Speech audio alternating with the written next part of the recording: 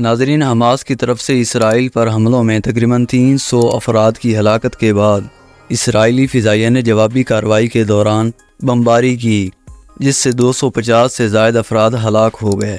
Hamas کی جانب سے اسرائیلی فوج کے مطابق 3000 راکٹ اسرائیل کی طرف چھوڑے گئے، جس کے بعد حماس سے تعلق رکھنے والے اکثریت پسند گاڑیوں اور موٹر سائیکلوں پر غزہ کی پٹی کے علاقے سے گزرتے ہوئے اسرائیل کی حدود میں داخل ہو گئے۔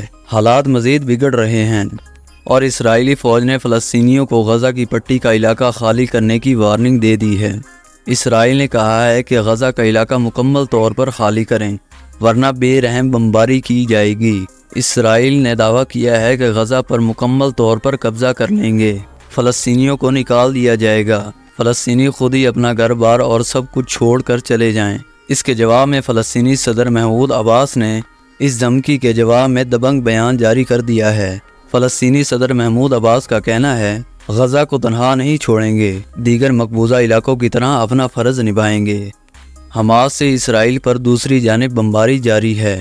دوستو، اب ہم آپ کو بتائیں گے اسرائیل اور فلسطینیوں کا تنازع کیسے شروع ہوا۔ یورپ میں یہودیوں پر روا رکھے جانے والے سلوک سے صہیونی تحریک زور پکڑنے لگی، جس کا مقصد یہودیوں کے لیے ایک الگ ریاست کا قیام تھا۔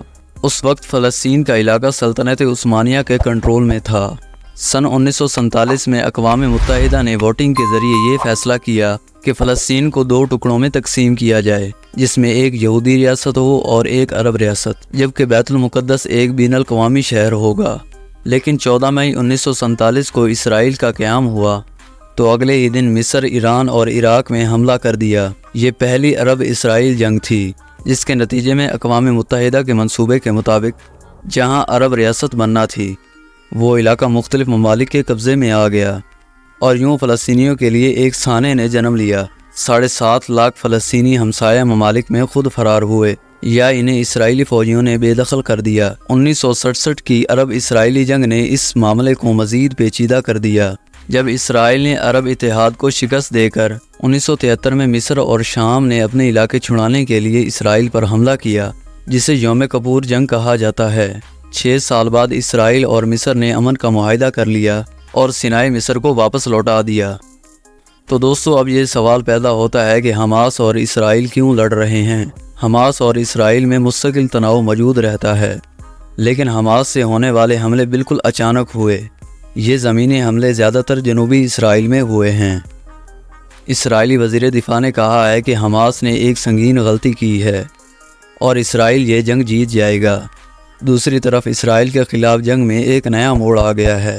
لبنان بھی فلسطینیوں کے ساتھ شانہ بشانہ جنگ میں کھڑے ہو گئے ہیں اور اسرائیلی فوجی چوکیوں پر حملہ کر دیا گیا ہے۔ اسرائیل کے صدر نے بھی دھمکی دیتے ہوئے کہا ہے کہ غزہ کا علاقہ خالی کر دیں۔ چند ماہ سے اسرائیلی حکومت فلسطینیوں کے گھروں پر زبردستی قبضے کر کے انہیں بے دخل کر رہی تھی۔ فلسطینی کافی عرصہ سے بے گھر ہو کر بے سہارا ہوتے چلے جا رہے تھے۔ جب ان کے صبر کا پیمانہ ٹوٹا تو انہوں نے گزشتہ دنوں میں اسرائیل پر حملہ بول دیا، جبکہ اسرائیل نے دھمکی دی ہے کہ غزہ کا علاقہ مکمل طور پر خالی کر دیں۔ اب اسرائیل پورے علاقے پر قبضہ کرنا چاہتا ہے۔ تو دوستو، یہ تھی ہماری آج کی ویڈیو۔ امید ہے آپ نے ہمارا چینل سبسکرائب کیا ہوگا، اگر نہیں کیا تو ابھی کر لیں۔ ملتے ہیں ایک نئی ویڈیو میں۔ جزاک اللہ۔